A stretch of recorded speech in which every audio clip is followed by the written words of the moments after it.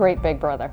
Very, very supportive. Photographs and mementos are not the only things keeping Stone Foltz's memory alive nearly 2 years after his death.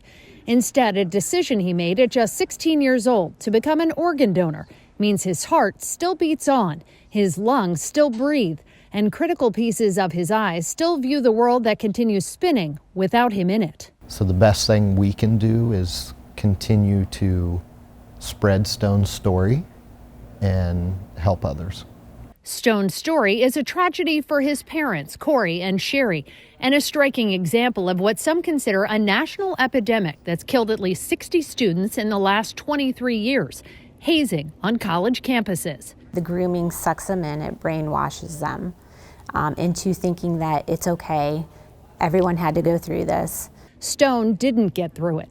The 20-year-old died in March 2021 after a hazing incident at Pi Kappa Alpha at Bowling Green State University. No other family needs to go through this. No other young adult needs to go through this. That's our mission. A mission to end hazing now strengthened by an unlikely source, the university that once denied any responsibility for Stone's death. This is a historic day. In January, the family reached a record-setting settlement with Bowling Green. Much of the university's nearly $3 million payout to the Foltzes will go to a foundation named for Stone, focused on a shared mission to eradicate hazing across the nation. We think the pledge process needs a drastic change. The process of pledging, where potential new members spend weeks or months working to gain entry to an organization, has proven problematic, according to Foltz family attorney Rex Elliott. You can create strong bonds without putting people through death-defying acts. And after a decade representing the casualties of those acts, Elliott is again calling for pledging to be eliminated altogether. If we eliminate that imbalance of power, I think we have a much better chance of eliminating hazing deaths in this country. For me, hazing equals pledging, pledging equals hazing. It's a mathematical equation. Researcher Hank Newer, who spent almost half a century cataloging hazing incidents, has seen it play out time and time again across the nation, often in fraternities. And data obtained as part of our national investigation echoes his findings, with fraternities tied to more than 75% of all of the punishable hazing incidents we examined from 35 colleges and universities.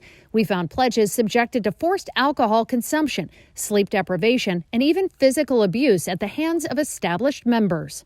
Students should not be put in a position where one group is dominant and the other is subservient. Yet despite deaths and injuries, there's been no significant shift away from the unequal power dynamic of the pledging process.